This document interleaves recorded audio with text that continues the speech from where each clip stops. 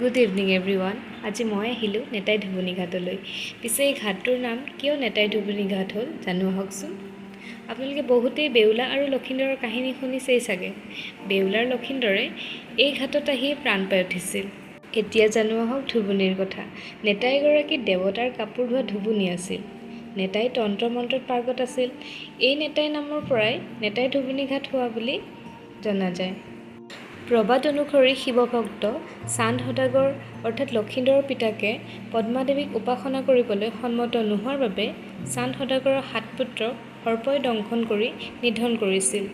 সদাগৰে লক্ষীন্দৰ আৰু বেউলাক তেওঁলোকৰ বিয়াৰ দিনা এটা ছিদ্ৰহীন মেৰঘৰ সাজি ৰখাৰ পাছতো পদ্মাদেৱীয়ে সৰ্প হৈ দংশন কৰিলে। তাৰ পাছতে লক্ষীন্দৰৰ শৱদেহটো কলৰ ভোৰ সাজি লক্ষীন্দৰক নদীত উটুৱাই দিয়াত স্বামীক জীয়াই আনিবৰ কাৰণে বেউলায়ো সেই ভোৰতে যাত্ৰা কৰিলে। ভোৰখনে পাগলাতেক হৈ আহি ধুবুনী ঘাটত লাগিলহি। আৰু তেতিয়াই বেউলাই নেতাইক কাপোৰ ধুই থকা দেখিলে। তাতে বেউলাই অলপ জিৰণি ল'লে। যেতিয়া ধুবুনী কাপোৰ ধুই আছিল তেতিয়া ধুবুনীৰ ল'ৰাটোৱে বৰকৈ আমনি কৰি আছিল।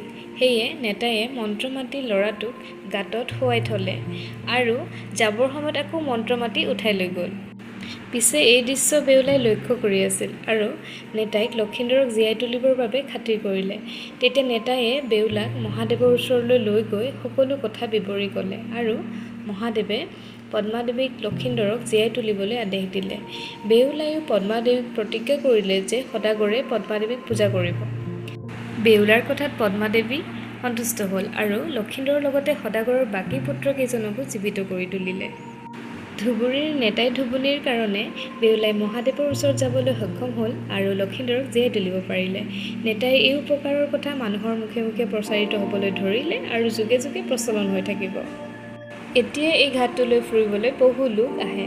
মোৰ এই ভিডিঅ'টো চাই কেনে পালে কমেণ্ট কৰি জনাব আৰু মোৰ ভিডিঅ'টো যদি চাই ভাল পালে মোৰ চেনেলটো ছাবস্ক্ৰাইব কৰি দিব। Thank U.